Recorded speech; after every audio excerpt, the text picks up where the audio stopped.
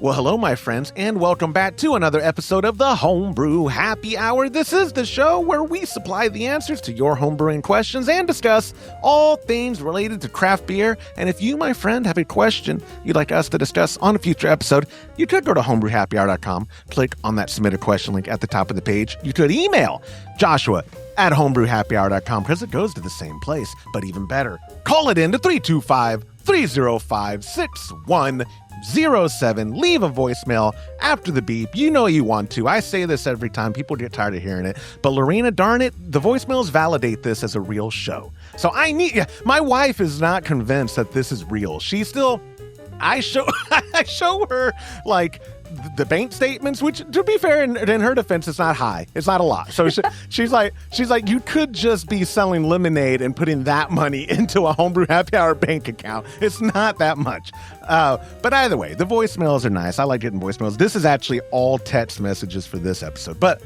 either way, my friends, I didn't even do a proper introduction. I am so excited for this week's episode. We are recording it the day it's publishing, last minute. I was stood up once again, having to reschedule. I'll get into that. But my good friend from brewersfriend.com, Lorena Evans, you are quite literally one of my most favorite people on the planet. And even when you're not on the show, I talk you up as you're easily top 3 of my favorite brewers on the planet. You really are. It should be a testament to your knowledge that I don't text you as much on brew days anymore. But you remember I've texted you before. I would bombard you with questions on stuff. I would bombard James. I think he got tired of that. And then before James, I would bombard Todd, and Todd would just be like, don't know. So like, no. Then what Todd would do, unbeknownst to you, run and text me. Ask me, and then he'd go back and tell you the answers. You were ChatGPT before ChatGPT. We would like, oh, hold on a second. I have a question to answer, Lorena, real quick. What would you say about this? Yeah. I probably have done that too to people who I get text messages to our hotline. Let me plug it again. 325-305-6107. And most of the times when I get like kombucha questions, I think I know the answer and I know I could go to the internet, but I always reach out to you first because I'm like, I still call me a boomer, call me old man yelling at cloud. I prefer human engagement with experienced people before I just trust in fact, let me say this, Google Gemini, you're on my poop list. There was, all AI should probably be on my poop list, but Google Gemini, I was talking about, what was I asking that a question?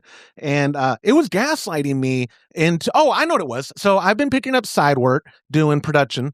And one of the reasons I picked Google Gemini was for it to help streamline some stuff because I'm already in the Google ecosystem. And so if I have it connected to my calendar and I have it connected to my Google Drive, blah, blah, blah. So I've been doing these showcase reels for a company. And I've been having it analyze it for like the transcription and to help me come up with some caption ideas. And it analyzed the video and it came up with the person who was in it, their name, because they said their name in the video.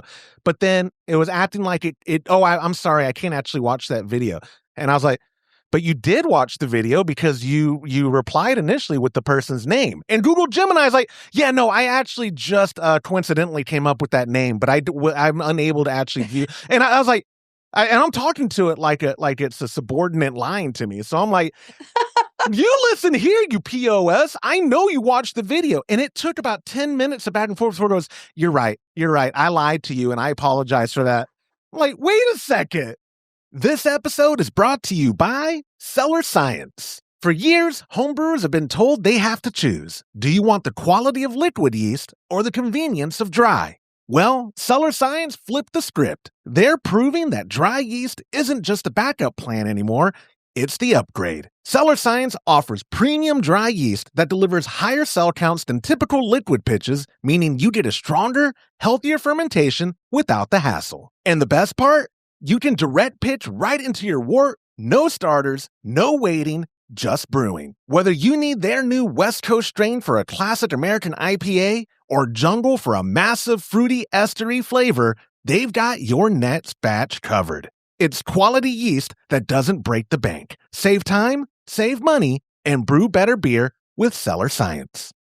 What else is Gemini? I mean, I understand when it tells me like you're smart, you're handsome, and people like you, whatever. I know that's a lie. But what other actual stuff have I taken it as objective truth because Google Gemini said so? I'm not actually boycotting because it does help me a lot. I'm part of the problem. Let me just say that.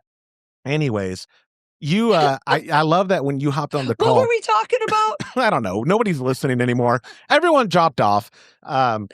When you hopped on, you were talking about how your neighbor started mowing right when it did, and I assured you, I'm pretty sure I can get that out in post production. But then I remembered, crap, I have to publish this like almost immediately when we're done. So if it's still in there, sorry, I'm gonna get it out. I'm sure. I'm not in a super rush to edit this, but I've been considering doing publishing on Fridays now because this is the sixth or seventh person this year to have flaked on me. I say flaked. That has different connotations. To last minute have to postpone or reschedule. And normally my recording days are Tuesdays or Wednesdays, right, because that gives me plenty of time to publish by Thursday. Lately, interview people have been, can we do Wednesday? Oh no, can we do Thursday? But then backing out. And so I think going forward, I might, and this is a good chance for people to leave a comment below. If you're watching at youtube.com/homebrew happy hour or on Spotify, more people are commenting on our Spotify. Go figure. But I might move the date from Thursdays to Fridays for when I publish this. And also, I'm for sure going to start having backup content for like if I have to do an episode solo or you last minute, because I texted you, today is Friday, June 5th, and I texted you last night at 9 p.m. Something like that. Yeah. And I was like, hey, buddy, what you up to? Like, what you doing? What you doing? And then what are you wearing? Yeah, what are you wearing? Was a different conversation. That was a different one. Hold on. We have two text threads. The work text thread was very appropriate. Don't call HR, even though I am Homebrew Happy Hour HR. But I did. And brewer's friend HR. You are. Look at that. High five. Digital high five. But I had to source the questions and stuff. And so I tried to just grab all the texts that were near the top and just it's not a half-hearted, thrown together episode, but it does remind me I have the time. I don't know if you know that. I've recently found myself with more time I could just start every week when I'm preparing the interview episode, have a backup one. So if they do by the day we're supposed to record, postpone, no problem. I'm ready to go, or I can send it out or whatever, but I'm going to try to be more strict about it because not throwing Julia under the bus. I want to, but not throwing Julia under the bus. She's going to be on next week. Supposedly, we're going to be promoting HomebrewCon and all that and talking about what people can expect and whatnot. But when I almost took anger out, and it's not just her. I've had, like I said, 6 or 7 just this year, at least one a month of people last minute being like, oh man, I can't do it. And I'm like, do you know who I am? Do you know how serious I take this gig? Do you know who? And they're like, no, we don't. Actually, we don't have any idea. Which at the end of the day, it doesn't bother me, but I do realize, and I've said this a bunch, prior proper planning would have prevented piss poor performance and late publication. I added that last part. That's not part of the normal saying, but it starts with the P. The P of publication, it makes it alliteration. But anyways, let me go ahead and segue. I don't have a graphic for it, but yeah, my pop and I are going to HomebrewCon 2 weeks from today. We'll be there. And you and I, before recording, kind of talked about how, the HomebrewCon and the trips like that and how you go early. You've gone early before, whether to judge or to be a tourist or whatever. My pop and I are actually that Wednesday. So the conference is the 19th and 20th, a Friday and a Saturday. But that Wednesday, early in the morning, we're flying out from Austin into Nashville. I'm renting a car and we're driving to Pigeon Forge and Gatlinburg. We're gonna spend Wednesday night and Thursday night in that area doing alpine coasters. Apparently, there's a casino in that area. We're just gonna be a couple of retired degenerates, retired, degenerates. Not that we are retired from being degenerates. We are degenerates. They're still degenerates. Okay, I'm glad you cleared that up for me. 2 unemployed degenerates coming up into Gatlinburg and into Pigeon Forge. Pigeon Forge. I've Forge, right? Yeah, Pigeon Forge, not Pigeon. You're not a Dolly fan? Is that where Dollyville is? Yeah. I had no idea. That's where she's from, Pigeon Forge, Tennessee. I didn't know that at all. No. When I was a kid, there were two reasons kids liked Dolly Parton, teenage boys. So yeah, I know both of them. So like I was a left and a right. Yeah, and I was into country then not by choice, but I grew up in when Manchac, Texas was rural instead of like basically just South Austin now. All my friends were rednecks. And so, but I don't remember a lot of Dolly. It was a lot of David Allan Coe, a lot of Willie, a lot of Waylon. Yeah. But anyway, my pop and I will be there. My friends, if you're going to be at HomebrewCon, or if you want to go to homebrewcon.com. You can still register. Believe it or not, there is still group rates available. Not every hotel, though. I did have to pick the hotel we're at based on what was still available at the group rate, because it was like 160 a night compared to it could have been 350. Yeah. Can you no. I won't go on a rant. I'll just say it is so goofy how expensive lodging is in certain cities. I cannot fathom how people do it. But I'm recommending you do it, friends, if you're watching this. But you can get a group rate whether or not you're media or attending. Just go to homebrewcon.com. If you click on the hotel stuff, it'll show you what's still available. And then other small talk before we get into the questions. My friends, this month is a good one. First off, I need to run a proper ad form, but we're welcoming a new sponsor. Our brand new malt sponsor is Viking Malt, and you can look forward to the recipe kit. Isn't it cool? The recipe kit this month is an unfiltered wheat beer. It is a clone from Boulevard's, which someone asked me on the Instagram when I posted about it, why not this one from Boulevard or this one?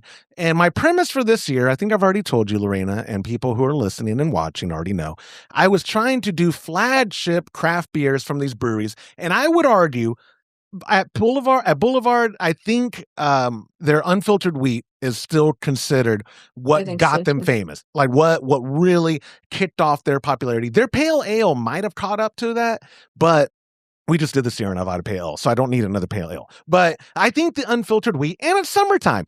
I'm not the biggest fan of wheat beers, but I won't lie. On a summer day, they're pretty refreshing.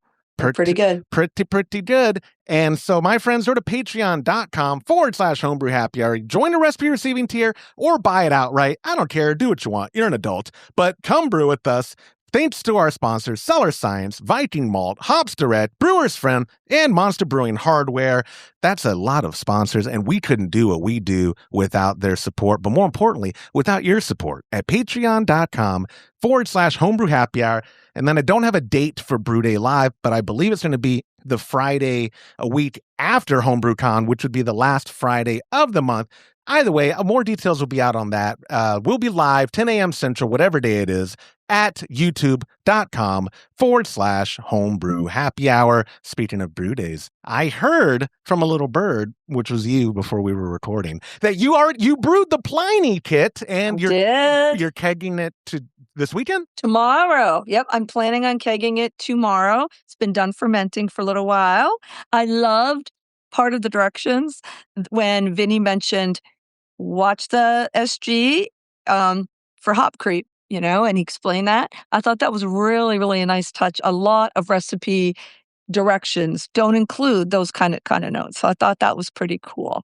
So I sampled it when I dry hopped a little tiny bit, and I'm really looking forward to it. And I have a very thirsty spouse who loves IPAs. And so you're going to make him fall in love with me all over again. Woo! That's what I do. My wife's not a big fan of beer, but I have to get her intoxicated to fall in love with me. So it's sort of the same thing. Sort of the same thing. I think that kit, what was it like for 3/4 pound of hops total between what was used on the hot side as well as the dry hopping, I believe. Right. It was a little under a pound. It had some bittering hops, not a bazillion. You don't need a bazillion, but I think it was like 4 ounces of Whirlpool hops and 4 ounces of dry hops, something like that, and 4 ounces in the boil, which like it says IPA level. I'm like, it's not a lot. Yeah, no. Yeah, you were telling. But that was a lot. But you were telling me before. What is the IBU on it? What is it? It's like 118 calculated on Brewer's Friend when I punched it in. Yeah.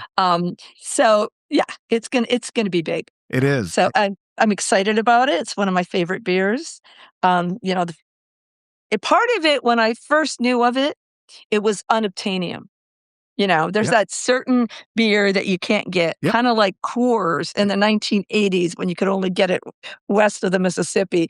Anybody's going to Colorado, they go, bring me back some Coors, right? So unobtainium is a big part of it. So I was so excited when we had a homebrew con in San Diego, and I got to drink fresh, Yeah. tiny in San Diego and meet Vinny. And it lives up to the hype. It's that good. It's that great. I don't want to put words in your mouth, but I mean, I'll speak for myself. Vinny, what a dude, right? I almost a kind of a crush on the guy. Am I right? Am I right? There's two sort of famous brewers that when I talk to them, I get speechless, believe it or not.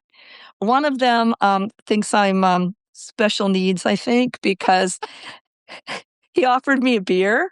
And I'll just tell you the location, and you can guess who it would be. It would have been in Philadelphia in 2014. I already know. And he said, would you like a beer? And I said, beer? He said, would you like a beer? And I said, beer?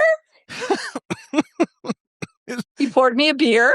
And later I shared this with a friend who was a mutual friend of ours. Yeah. I did not realize at the time that she was that gentleman's distiller at his brewery, and she ran right back and told him, No, I know, dumb girl. Yeah. So his first name's one syllable, and his last name's 4. Yes. I don't know. No, I know. Yeah. I knew it. Yeah. When you said Philly, I knew it. I mean, I also, by the way, when I was going over the overpass, I don't know if you remember, if you were at that one, the expo, you went across a lifted interior little bridge over the road to go to the expo center. And I was looking out the window. This was before the beer thing. And I plowed right into him and knocked him over. And I was wearing a shirt with his brewery's name on it. And I said, oh my God, I'm so sorry. And I looked and I went, me. I go, and me being the incredibly articulate person I am, I looked at him, I went, nice beer. Did you really? You know what he said back? Nice shirt. And he walked away. So smooth. Yeah. So smooth. I'm so smooth. You are. You are so I'm smooth. So smooth. That is the best. Oh my gosh. But Vinny, to wrap up that part, to just reiterate I'm sorry, we were talking about something else. No. I'm only saying though, so I don't go on another tangent. The notes or the recipe instructions people got I did nothing. They were all from Vinny. That was the coolest part of the kit. It was him. It was Vinny's words telling us. Yes. And I used to do this because we had to, but you do this, you're going to get close, and then the hop creep thing. He really took the time. It was the best to ensure that we would all be satisfied with his recipe and his instructions and your kit. Yeah. So it was pretty awesome. It was the coolest thing ever, and I wish that would be the normal. Like not knocking Shiner, not knocking Real Ale, but I just mean when Vinny did that, I was like, oh, that should be the standard. They should be the guy who did this, who invented this. Like in hindsight, and I tell people, and people who are like us, longtime brewers or maybe been in the industry, they acknowledge and realize how big a deal it is for someone like Vinny. You know what I mean? Like to normies, it's like, okay, cool, some guy who runs a brewery, but it's like, no, you don't get it. Like he invented this style, and he is still so in touch with the home brewing aspects of his roots that he wants to make sure we are equipped to replicate his style, not knocking Sierra Nevada just because they wouldn't do an interview with me like Boston Beer. Sierra Nevada publishes the stuff on their website. And that's great, whatever. But having the guy write the instructions, and like you said, you read them, you could tell it wasn't some AI thing. You could hear Vinny's voice. I did. Yes. It's the coolest thing ever. And it was him. It was the way he talks. It was it was him. Yeah. And I really, really appreciated that because, I've been doing this a long time, but I don't know that I was thinking about hop creep. I just kind of routinely was going to just brew this beer. And no, it was so helpful. And the expectations I have then are part of his directions. So thank you for Yeah, that. And absolutely. then Vinny too. And you have to give me a follow-up after you keg it, carbonate it, taste it. I'll take your word for it if it's close or not to the actual Pliny. It should be, because again, this is Vinny's recipe, and I Right. followed everything to a T in the kits. So the only thing I can think of is their yeast may be so proprietary that I'm not able, but it's not really. I mean, he lets you know what strain that you should pick. So Right. Yeah. And it's true that they're even if it's the same strain, once you mutate a couple of generations or yeah. something, and they have labs, Oh and yeah. some of my favorite breweries have really nicer labs than the hospital I used to work at. And it's pretty awesome that they have like a microbiologist on staff in some of these They breweries, do. Every brewery I've toured Yeah. has had their own lab. It is wild. But anyways, Mhm. my friends, again, if you want to be a part of any of the Trub Club stuff, patreon.com/homebrew happy hour. If you want to see what we're doing, youtube.com/homebrew happy hour. Or if you just want to be my friend, any social media at homebrew happy hour. I need friends. Anyway, that's enough jibber jabber from me. I want to get us in. I took 4 questions because I do think we're actually probably going to fly through some of them, but Okay. they're all relevant. And like I said, they were all kind of near the top of the text message database I had. So you 4 people, thank you for contributing to here. But before I get to the questions, Lorena, you know what time it is. Time for the gong of questions. Question number 1, text message number 1. Our buddy Carl wrote in, Josh, what is considered best practices for flavoring fizz kit water? Fresh fruit, frozen fruit, powdered flavoring packets? Love the show. Let me give you some context in case you forget or don't know if I've never talked about it. Fizz kits is what I had called on kegconnection.com, and they're still there. The guys from Keg Outlet still running kegconnection.com, and the fizz kits were our way of getting people away from SodaStream for a more economical approach and more modular, future-proof kind of thing than that desktop unit and the proprietary cylinders and blah, blah, blah.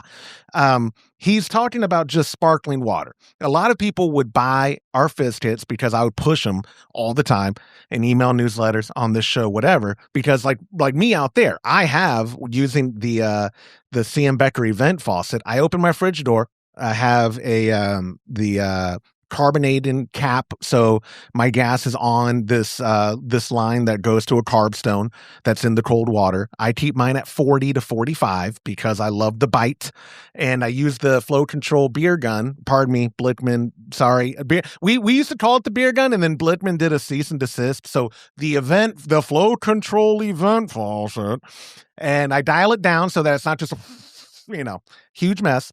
And if I want to flavor it, I will frequently just do those powdered packets like Carl asked about. But there are a ton of ways. I don't know if you do it with water, but I know you've done it with kombucha. What do you think? Like, my thought is, like, if I dry hop, or if I steep fruit or puree or whatever in the keg, I'm stuck with that flavor now for the entire Forever. keg. I like the idea of flavoring it per pour, whether it's just squeezing lime or a flavor packet or whatever. But what do you think are best practices for people who want to flavor their sparkling water? Yeah, I'm with you. I have a couple of is that amirite that pumped. I don't use those a lot. What I've been using, I bought the crystallized lemon and lime little packets, real lemon, real lime it's called. And so I often will do it right at serving. But with kombucha and things like that, I don't always have blackberry purees sitting right there to add it. So the real answer here for Carl is, yeah, all of the above. Um, sorry, Yeah, Carl, but yeah. whatever works for you. Real fruit is tricky. I mean, because you do not want to clog things up, so you're going to want to bag it. The only thing I've never bagged is watermelon puree, because I macerated it so well, it was pretty much liquid. There were some small pieces that I was able to strain out. Otherwise, yeah, put your fruit in a bag, recognizing that it does have a lifespan. Although with that low of a pH with the fizzy water, probably last you a long time. Syrups work. I mean, think about if you were going to put lemon in it or something. But the thing is, again, you get a whole keg of it. So it has to be something you really, really like, or flavor after. With my kombucha, I do a lot of blackberry purees. I think a blackberry fizzy water would be really That good. sounds delicious. Yeah. Yeah. Yeah, and I do mine at 30 PSI at 39 degrees, so it's probably quite a few less volumes than you, but it still has enough of a bite for me, and I really like it. What was the other thing he thought? The powdered flavoring packets? Yeah. Sure, Like there's sure. one-offs. Like people do them. They always come in a single serving for what's the standard water bottle? Those 8 ounces or those 12 ounces? I don't know. I think they're They're 12, 12s, yeah. right? Yeah. So that packet's probably pre-measured out for 12 ounce. And if you're pouring your own water, you're probably pouring 8 to 12 ounces at a time. If I was a betting Yep. man, so Yeah, those I are probably am. Or you can open that flavor pack and put it in the bottom of your mug and then put it in, and not the reverse. yeah. Have you done Yeah, everybody should remember Nuke from high school. If you forget, here's your reminder. Don't add a packet of something to incredibly fizzy water unless you're trying to reenact the Mentos and Coke commercial. Yeah, That's right. Yeah. Yeah. Nucleation. You're right. You're right. And what I had to wash my eyes out in chemistry class my junior year. I forgot what it was, but and people thought I was just goofing to because they had the eye water station, right? And they, like no one ever had to use it. They thought I was goofing. Like no, we did it the wrong way, and I got splashed because I'm looking over without the safety glasses on. So I don't think it was even really that harmful of a chemical. But I run over there and put my eyes. That station hurts. Have you ever done it? Or have you ever? I don't. The eye wash station hurts, man. It is not fun. I can vouch for that. I forgot who my chemistry teacher was, but my buddy Jacob Martinez. I think it was him who splashed it in my eye. Not pointing blame, but well, fizzy water with a little lemon won't sting that bad. No. But then you got to clean up the mess. Yeah. And although I don't know if you've ever remembered my motto for you and for everyone who's listening, you're not a real homebrewer unless you've mopped your ceiling. That's right. Yeah, absolutely. That the truth. My dad who watches this, he's probably laughing because a chocolate stout we did. Oh. And in like 2018 or it was 2017 or 2018, and we used to ferment it in it's like this big 1,000 square foot-ish game room, and it was at temperature and all that, and it was in who made BSG maybe made the Genesis. It was a plastic fermenter, and my dad goes out there to check on it, and he just sees chocolate stout dripping like blood in a horror movie off of the ceiling, and thankfully it was his house. I didn't have to clean anything. Listen, he called me and told me about it, and I just hung up. Like he's gonna ask me to come help clean. No, Dad, cell service is not. AT&T sucks. Yeah, I can't get your call. Sorry. This episode is brought to you by brewersfriend.com. Brewing beer at home isn't just about ingredients, it is about precision. And that's where brewersfriend.com comes in. Whether you're dialing in your first recipe or perfecting your 100th, Brewer's Friend gives you the tools to brew with confidence. Their recipe builder, mash calculators, and water profile database helps take the guesswork out of the process so you can focus on what matters, making great beer. Brewer's Friend isn't just software, it's a community of passionate homebrewers sharing recipes, tips, and feedback. It's like having a homebrew club right in your pocket. Head over to brewersfriend.com today and take your homebrewing to the next level. Use promo code Happy Hour and get 25% off your premium membership. That's brewersfriend.com because brewing better starts with better tools. But you're right. If you haven't mopped your ceiling, are you really a home brewer? That's right. But I digressed. This back to Carl's question to wrap it up. I love that you did say all of the above and then you apologize for it. But that's the truth where there is no one size fits all. And if you know you're going to like it, like you said, you could commit the whole keg to it. There's nothing wrong with that. I would add. But if you do that with the fruit, I forgot. Sorry to interrupt you, Josh. No, you're good. Use the float it or something that's not going to suck up all your pulp from the bottom. We're on the same wavelength because I promise you, I was about to say, even if you're bagging the fruit, which you should, use a float it. Because that filter is the greatest invention of all time. And like, Trong, pay me money. I'm trying to sell all your floateds.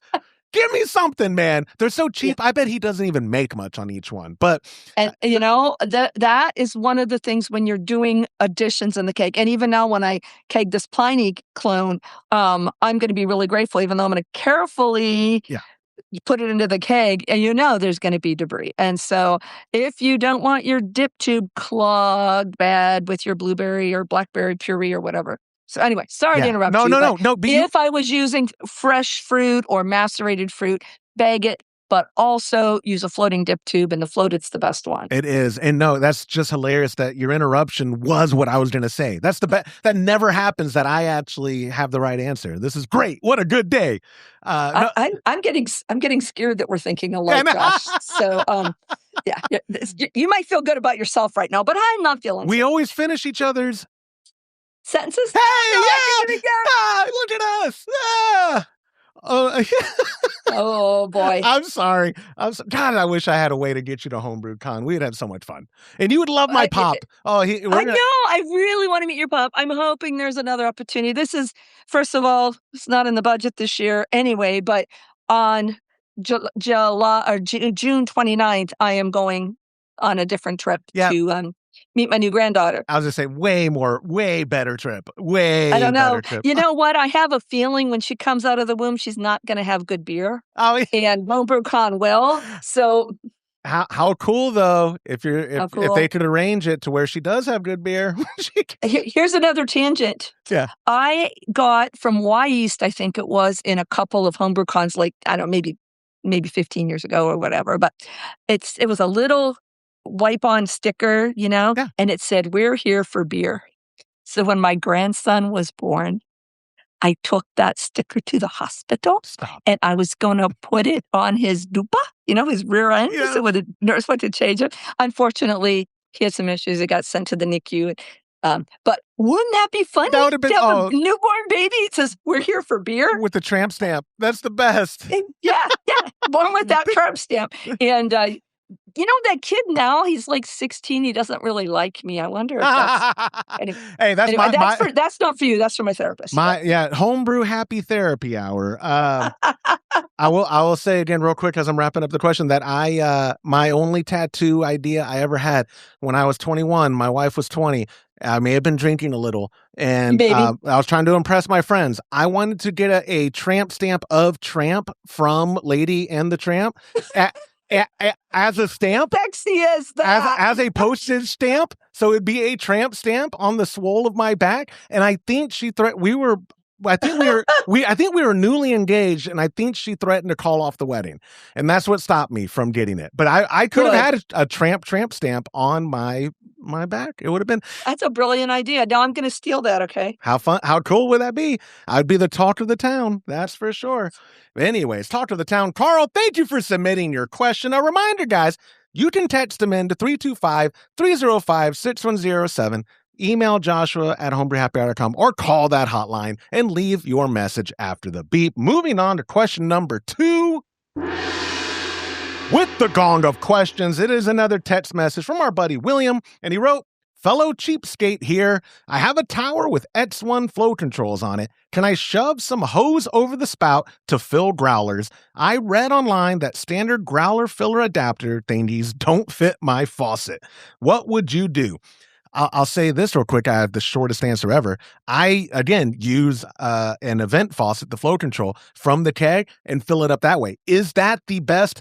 Is that maintaining the proper carbonation levels and all that? Probably not. But when I'm giving people growlers, they're consuming it that day and that night, and they're not trying to hold on to it for more than maybe 2 or 3 days.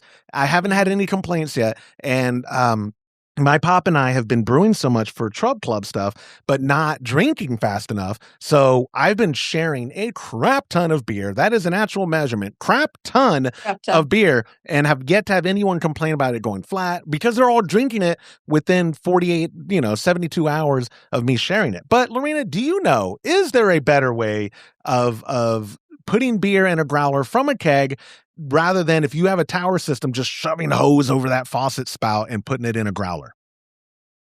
There's a couple things, like what you mentioned. I still have a Blickman beer gut. But the first thing I did, and it worked, is I have Perlick. So they have the forward, they're not flow control, but it just so happens that a broken racking cane fits up in that faucet. No way. Yep. Huh. And I found this. I was already kind of doing this, but a guy on Homebrew Talk actually posted a whole big thing on how you do it, and he said we don't need no stinking beer gun, and there are little like cardboard caps on bungs that fit in a beer bottle or a growler. I have those, and you put your racking cane through there, and then when you fill your bottle, you open the faucet the whole way. You don't want it to foam more, and you burp it with that bung, okay? Yeah. And it works very, very well. And in fact, before I had a beer gun, I sent bottles to competition filled just that way. And I actually had a lot of Belgian triple, and it's really hard, especially when you don't love Belgians, to drink an entire keg of Belgians in a Belgian triple in a modest period of time. I actually filled Grolsch bottles that way. Worked great. So you can do something like that. Or I have been in breweries where they fill a growler. That's exactly what they do. What William was saying, put a piece of tubing. Oh, they go inside of it usually, the diameter inside, but fill it that way. And again, that will hold carbonation for a couple of days. Yeah. It's not going to hold like it would if you were actually doing it the right way, like with a beer gun or something. Yeah. Do you think those would work for William? Maybe either one of those suggestions. I do, and I think, like you said, the beer gun. I don't know what it retails for, and I actually stole one from Todd years ago, so I didn't pay for mine, the one that we have. But counter pressure bottle fillers, I know, are usually reasonably affordable. Mm-hmm. But I'm still, he said he's fellow cheapskate. I don't know if he's also fellow lazy bum like myself. Like me? Yeah, where, like I said, I don't even. So if I would suggest, if you're going to use tubing on the faucet, and I would agree with you, going inside would probably be easier than getting like, what are you going to have to get, a 1/2 inch or 3/8 to go over the end of the faucet? Yeah, but however you finagle it, I would cut a piece that's long enough to go to the bottom of your growler. Right. So with me, when I'm doing it, I bought, because they were on sale last year or a couple years ago, a bunch of 1/2-gallon glass growlers. And because I knew, like, if I was going to share beer, I wouldn't be sad if I didn't get those back. Like, I have real nice stainless steel ones. And actually right now, my buddy Kevin, I'm looking at you. He lent it to his brother who's in Frisco, 5.5 hours away, 8 months ago. You done drinking my beer. Bring me back my Stubing's Brauhaus. I want it back, man. But anyway, that's neither here nor there. That's, again, for Homebrew Happy Therapy Hour. That's right. That's to follow. That's to follow. That's to follow. That's for Patreon members. That's what I'll start doing for Patreon exclusives. Hear me and Lorena do trauma dumping on each other. Beer therapy. Beer therapy. But when I got these glass ones for dirt cheap, I mean, they were like $4.50 a pop. So that to me is just like, if I don't get it back, I'm going to want it back. But if I don't get it back, I'm not going to lose sleep and text message you incessantly, Kevin, where's my growler? Where's my growler? But I can see if I need to turn down the flow rate on my faucet if too much is coming out and causing a stir. Right. If you're not using flow control, though, you really need that tubing to go to the bottom of the growler. Absolutely. So that would be my only piece of advice. But the beer gun, if you are ever going to enter competitions, or if you want a bottle for like gifting stuff that does last longer, for a while, yes, a Blickman beer gun is a fantastic product. Top 15 in homebrewing inventions of all time. That's arbitrary. It could be my top 10. I haven't sat down and made a top 10. Float It is number 1, period. But then the rest of them just kind of, they fall into place. But it is a great invention. Or just a counter pressure bottle filler. You can see those. They look a little bit more DIY because they usually are the shop that sells them. Like Todd, I would watch Todd sell them online and then go out there and make a counter pressure bottle filler. Yeah. You know what I mean? They're not like a branded thing. But right, and you can make them. That was the idea behind the one I was explaining with the bung, because they got counter pressure. But I will tell you something with a counter pressure bottle filler. If you're dumb, and I'm only talking about one particular person right here, maybe two.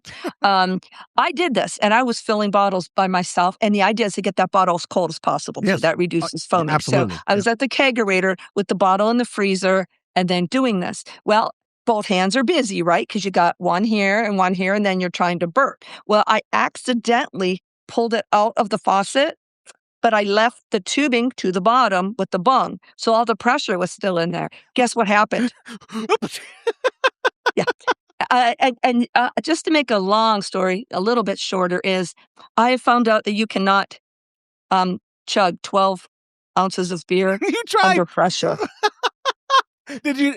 You didn't hurt yourself, did you? Because that could. I choked for a bit, and then I still mopped the ceiling after. I choked a little bit. Because it's like it came apart. Yeah.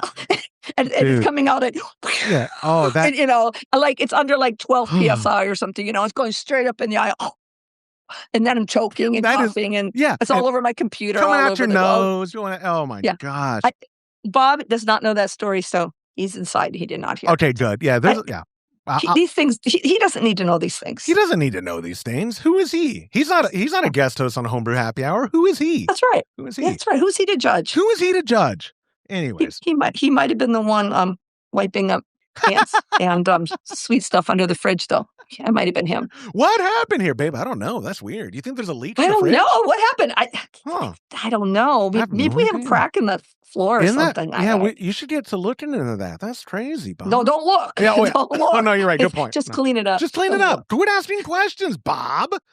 Anyways. Do you think I would do something like this? I would never. William, thank you so much for submitting your question. Oh, sorry. Did you have more to add to William's question before? No, accept it. What did William ask again?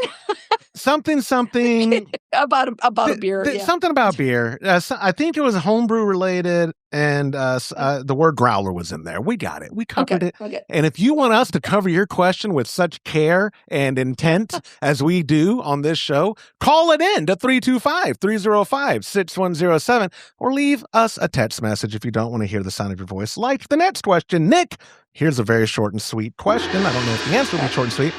Do you think it's appropriate to use rice hulls every time you brew, no matter what style you're brewing? Two things real quick. Nick, grammatically, you used the wrong your. There should be an apostrophe, an R, and an E. You use the wrong your. I'm not going to be that guy, but I'm going to be that guy. But secondly, this is so contingent on the type, how you're brewing, because like my pop and I do a brew in a basket is what they call these electric all-in-ones. And I actually insist that we always use rice hulls because we always have the volume for it. And when we don't use rice hulls, the grain father will give us a heads up. Hey, your mash is sticking a little. It's slowing down your flow rate. Like it is that smart to sense like, even when we're only doing all Pilsner and a little bit of Carapils or a little bit of whatever, it is still, I don't know if it's a finicky orifice is the word I guess I'm looking for. I don't know what it is, but every time I've ever added rice hulls, we haven't had that problem. So guess what? I'm using it every time. Now, for our friends and a lot of people in this community, I have learned, do brew in a bag. You wouldn't need it. The bag is the filter. Like rice hulls would just take up space in that bag unnecessarily. You don't need to put rice hulls in. I mean, it is, the bag is doing the work of the rice hulls and that kind of thing. But my ranting aside, for your kind of brewing, do rice hulls serve their purpose, or only when you're using non-husk type of additions like rye or wheat or something? Right. Yeah, I've been using a bag or a basket because I'm trying to use the all-in-one a little more. And even I would say, even if there's no harm. He asked if it's ever appropriate. You know what? There's no harm. If you got the space and you do it, you need a little more liquid in your mash, because if you don't wet them first, they absorb water. Or you can wet the rice hulls before you throw them in, and then you don't have any absorption problems if you're doing something in a basket or something. There's no downside. Except that it takes up a little room. So if it works for you, continue doing it. If you want to use it only for rye beers or 50% wheat beers, that works too. I don't think there's ever a downside. There's no problem with using them as long as you account for the water absorption. Yeah. For brand new people, they need to know it does not impart color. It does not impart flavor. And it, like you said, all it does is just take up space. Where, and I will say, I don't like our buddy Jonathan Marut, who I know listens, so he'll text me and then I'll update the show notes. He has some calculation of like how many ounces of rice hulls per pound of grain or per ounce of grain, to where he never caps up above, like, I don't know, it's pretty low. It's like 3/4 of a pound. Me, ask my pop. We don't film on our brew day lives the mashing part, just because I'm trying to get our brew days to 2-hour streams tops. That's what YouTube has told me. If I do it longer, they're like, dude, you're wasting your time. Nobody watches even at this. And if we go too short, they're like, no, keep it up. The live is the best thing. So 2 hours has been our sweet spot, and I like to start the stream like with 10 minutes left of mash, and then go through until we're cooling down, about to pitch, and but every time that we have milled and we're about to dump it in, I just eyeball it, and I'm pouring rice hulls and store it. My dad's always the stirrer, so I have the bucket. I'm pouring in this and some rice hulls. He's like, that's a lot of rice hulls. I was like, look over there, old man. What do you know? And he's probably, yeah. I just pour like, but that's because I haven't paid for. But Todd bought a 55-pound bag of rice hulls. And I don't know if you know this, rice hulls weigh nothing. So a 55-pound bag is two of me. It's a lifetime supply. It's a lifetime supply, and it's two of me. It's like if I was the trench coat kids trying to get into the movie theater. Like, put me on my shoulders, put a trench coat. That's how big the bag was. Yeah. And he bought that bag, 4 years ago. And in February, when all that stuff happened and I lost my job, blah, blah, blah, and I was taking Homebrew Happy Hour things back to my home, that bag is still 3/4 of the way full, basically. We're like, we use them every brew day. So, like you said, needless to say, I like rice hulls brewing on the G40 to ensure that I have whatever flow rate I want to get out of that pump for when I'm recirculating, which is the whole reason it has a pump. You want to recirculate, and you don't want it to be drawing in stuff or getting stuck and whatnot. And rice hulls is an easy way to avoid that. Or, like what you do, and a lot of people do, brew in a bag. That is also, I don't know how you could get a stuck mash when you brew in a bag. I don't think you can. Right. You can't. It might be physically The thing impossible. is, if you, and there are some people who brew in a bag, and I guess maybe rice hulls that help with this, they may have a small bag for the amount of grain they're putting in. Yeah. And so, even then, if you have room to throw the rice hulls, I need a little space, but just account for the absorption. So, you don't want your bag real tight. So if you need to loosen it, untie it, loosen it, stir, whatever you need to do, but rice hulls won't hurt then either. Absolutely. Yeah. It's a great invention. A great thing. I say invention, a great discovery. I don't know what rice hulls would be. Now I'm just talking to talk. I like hearing my own voice. Right. Rice hulls. What a great invention. But Tron's float at 2.0 is better. It's better. It's the best. On a scale of 1 to 10, rice hulls are down the list. Yeah. They're in my, thank you. Rice hulls, top 10 list of best of homebrew inventions. It's up there. It's not an arbitrary list. It's scientific. And rice hulls are up there. I'm going to, at the end of this year, do a Josh's top 10 and have to actually sit down and like, okay, I can't have the floated as number 1 through 5. It's just one product. Just one. So, but Tron's floated 3.0. I actually... Funny enough, but since we've been recording, he just texted me. Tron, I love Tron. He'll call me and we will be on the phone, especially since February when I found myself with more time. We'll be on the phone for hours, and I'm just on the computer doing stuff and just talking about his ideas. And he's been so concerned about me, so I wanted to give a shout out to Tron. You're the man. Oh, cool. But he did message me. Cool. Hey, checking in. Have time to talk. Did you have your steel cut oats with extra virgin olive oil for breakfast? He's my mom.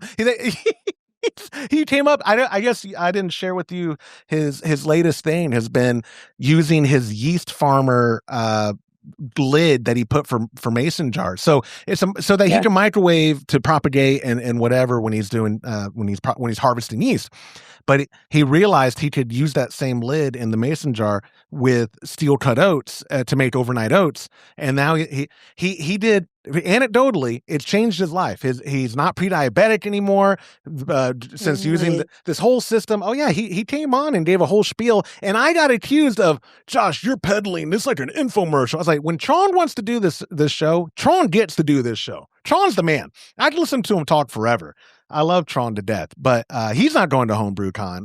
If he would have, Me, him, and my dad, that'd be good my YouTube God. content. That would be Then great. you need me, because that's way too much testosterone right there. Oh, yeah. That's way too much. Everyone, when they see me, they think testosterone. That's what they think. But that's because you're wrestling little boys. I mean, wait. Whoa. No, listen, my favorite demographic to beat up is women and children. Let's get that straight. I'm sorry. Let's get that straight. When I help with the kids class, I set a record every time for the amount of kids I can tap out.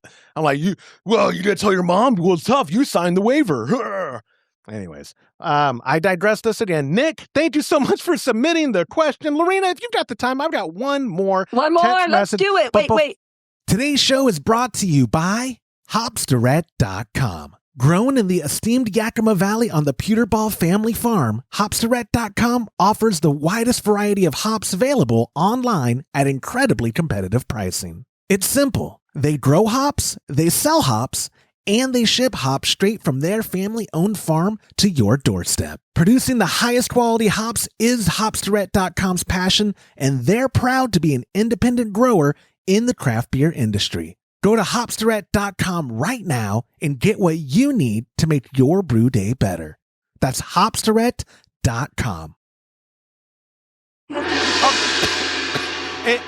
It was slow, but it got there. That could be the title of one of my memoirs. Anyways, our last question is a text from our buddy Anthony. And he wrote, "Hey Josh, quick question about SRM. Whenever I try to brew a pale ale, it always comes out looking more like an amber. Here's my latest grain bill for the 5-gallon batch. 8 pounds of 2-row, 2 pounds of Crystal 60, and a pound of Munich. Does hitting the exact SRM even matter for flavor, or is it just for looks? Also, how can I keep my light beers actually light? To be honest, my calculations seem to be off. Thanks. Love the podcast, Anthony." Brewing software is what I would say that's number one. And I did not calculate this out on Brewer's Friend, but he said 2 pounds of Crystal, 8 pounds of base malt, and a pound of Munich. That's correct. Okay. That's a boatload of Crystal malt. I love pale ales, and I do use Crystal, but you're looking at like 20% Crystal malt right there. Yep. That's where a lot of the color's coming from. And Munich, it comes in light. Well, they actually have an ultralight now. I think it's called Lighthouse Munich. Breeze has that. It's a little lighter. The standard is about 10 Lovibond, goes up to 20 for the darker. Munich, it's a 10 Lovibond, if that's the one is using. It actually imparts almost an orangey color, even in a small amount, which is beautiful and it's nice. And I love Munich malt for that. But if you're doing the 2 pounds of Crystal 60 and the Munich malt, you're looking at probably like a 15 SRM color. That's dark. That's amber. That's basically a color of an amber ale, or even if going into a little bit darker, maybe a little redder than an amber ale. So the first thing I would do is take a look at the recipe. Here's the thing though. If you love the flavor, if you love the taste, and it's purple, it really doesn't matter unless you're going to put it in competition or somehow try to make yourself brewed to guidelines. So there's a standard there. So really, it doesn't matter to anybody if it doesn't matter to you. It's all about the flavor. But if I was going to say, try to make this into pale ale guidelines where the color is correct, I would definitely take out a whole pound of that Crystal. If you need something a little sweeter, if that's why you have that much Crystal in there, then maybe consider lowering your hopping rate, the bittering hops. Also, boiling. Are you boiling for 90 minutes, 120 minutes, 30 minutes? Because the idea behind boiling is to condense the wort. You get Maillard reactions, which is kind of almost like a caramelization. Mm-hmm. And so you're going for that darker color. So when your wort comes out of the mash tun and it is very light, very, very light, just boiling it for 60 minutes will darken it a little. And so when you're boiling, you don't need to have a roaring boil where the wort's jumping out of the pot. More than a simmer. Although I think sometimes even with the Brazilla, it's not really boiling. Yep. If you have one of those 110s. But so consider your boil off. If you're boiling off 3 gallons an hour, you're boiling way too hard. So look at that too. That also impacts color a lot. But I think in this case, at least, it's the recipe that's going to give you an amber color. Let me digress a little. You use the 110 Bruzillas, what you're using? I'm using a 240. Okay, I was gonna say, and even come that on. is not the fastest after coming from, I had this big, The Brew Magic? 11-gallon half. No, I had I made my own out of kegels, and I had 6,500 watt elements and, the HLT. And yeah, it was big and it would boil fast. This is, even the 240 is it's a little slower, doesn't Well, ramp as fast. comparatively speaking, yeah. Yeah, what I do, one thing, if I don't know if it could be a firmware update, I don't know if the Bruzilla allows this. We can't control the power on the G40 in regards to, like, it is always at 100% to get to boil. And then if you want to kick it down to 80% power or whatever, you can't do that. It automates itself. And a lot of the times it doesn't do a super vigorous boil, but it's a 40 liter, so 10 and plus gallon. So if we're only doing a 5-gallon thing, I have noticed they are more vigorous boils with the lower volume. And sometimes, like you said, I don't want that. That's more boil off rate. And for me, that's just, I don't want it because of the loss. I'm not even considering the things I should be considering. I'm just like, no, what are you doing? I don't want to lose that much. But no, boiling is boiling. If it gets to a boil, it's boiling. It's going to be boiling temperature, whether it's rocketing out of and ready to explode or bubble, just as long as it's turning over.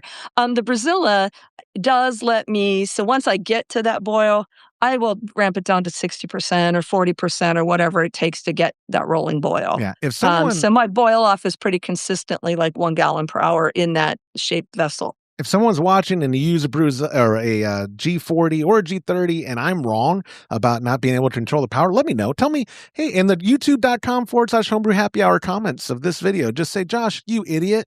Or they always say that. You need more than Josh, you idiot. You're right. Because you got to be specific about why you're an idiot. Yeah, Joshua, you ignorant slut. There you go.